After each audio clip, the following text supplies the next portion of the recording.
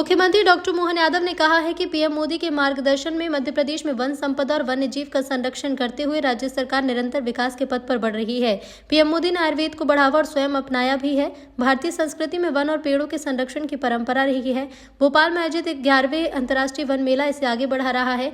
One मेले के पूरा प्रदेश को इंतजार रहता है। यहाँ आयुर्वेदिक उत्पाद के 350 से ज्यादा स्टॉल्स लगाए गए। साथ ही यहाँ 80 आयुर्वेदिक डॉक्टर और 100 से ज्यादा वैद्य आमजन को निःशुल्क परामर्श देंगे। सीएम डॉक्टर मोहन यादव बुधवार को लाल परेड ग्राउंड में 17 से 23 दिसंबर तक आयोजित हो रहे अंतर्राष्ट्रीय वन मेले के शुभारंभ कार्यक्रम को संबोधित कर रहे थे।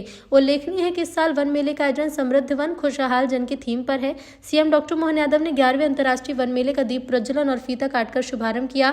उन्होंने भगवान धन्वंतरी की पूजा अर्चना की और विंध्या हर्बल सहित विभिन्न स्टॉल का अवलोकन कर औषधि एवं हर्बल उत्पाद की जानकारी प्राप्त की। कार्यक्रम में सीएम को रुद्राक्ष का पौधा भेंट किया गया। प्रोत्साहित करने वाले गीत लघु वन उपज हमारी शान का विमोचन सीएम ने किया। साथ ही उन्होंने विंध्या हर्बल के नए लोगों और विभिन्न उत्पाद से सुसज्जित वेलनेस किट का औपचारिक विमोचन किया। सीएम डॉक्टर मोहन यादव ने कहा कि आज लघु वनोपज के अनेक उत्पाद बाजार में हैं। जब एलोपैथिक दवाएं आराम न दें तो लोग आयुर्वेद की शरण में जाते हैं। हमारे घर घर में आयुर्वेदिक नुस्खों का भंडार है। वर्तमान परिदृश्य में मेडिकल साइंस तो प्रशंसनीय है, लेकिन आयुर्वेदिक उत्पाद का भी अपना अलग महत्व है।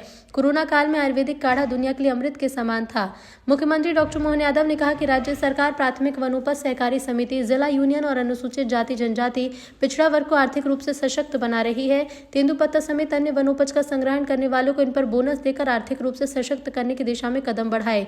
प्रदेश सरकार ने ट्राइफेड के माध्यम से 32 लघु वनोपज के न्यूनतम समर्थन मूल्य पर 25% की वृद्धि की जा रही है। साल 2026 में रानी दुर्गावती के नाम पर बनने जा रहे नौरादेही अभ्यारण्य में चीतों को बसाया जाएगा।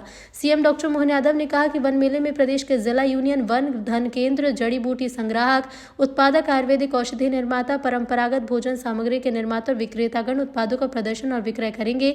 मेले में 10 शासकीय स्टॉल, 24 अन्य राज्य के स्टॉल, 16 प्रदर्शनी stall, 136 private stall, 26 food stall आदि का देखा जाएगा। यह 7 दिवसीय अंतर्राष्ट्रीय वन मेले का शुभारंभ आज लाल परेड ग्राउंड भोपाल में किया गया।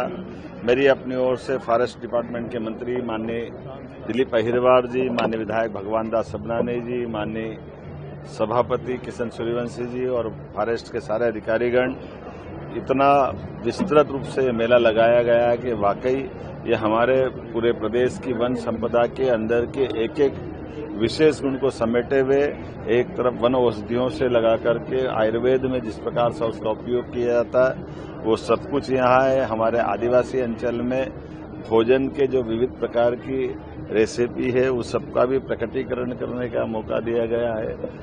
भविष्य की दृष्टि से हमारे वन्य संपदा के आधार पर आर्थिक रूप से समृद्ध कैसे बनाए, उनकी अलग अलग उत्पादों के आधार पर ग्रामीण जीवन में भी कैसे लाभ उठाएं और आज के संसाधनों के बलबूते पर वन औषधियों से और बेहतर क्या बनाया जा सकता है। ऐसे बहुत सारे प्रकार से बहुत सारी चीज़ों के साथ ये वन मेले में प्रदर्शनी भी है, स्टॉल भी है, बिक्री के अलग अलग प्रकार के उत्पाद भी है।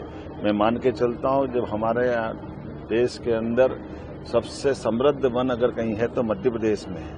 ऐसे में हमारे वनवासी बंधुओं की आय भी बढ़े, वन्य जीवन की अंदर की खूबसूरती भी सबके सामने आए, उनकी अपने उत्पादों की मार्केटिंग हो, सभी प्रकार से उनका जीवन बदले। इसलिए वन मेले के आधार पर ये सब कुछ उनके उत्पादों को सबके सामने लाने का प्रयास किया गया और वन मेला बहुत सफलता के साथ स्थापित हो रहा है। आने वाले समय में भोपाल के अलावा भी और जगह लगाने का हमने निर्णय किया है। उम्मीद करेंगे जल्दी उसके रिजल्ट आएंगे।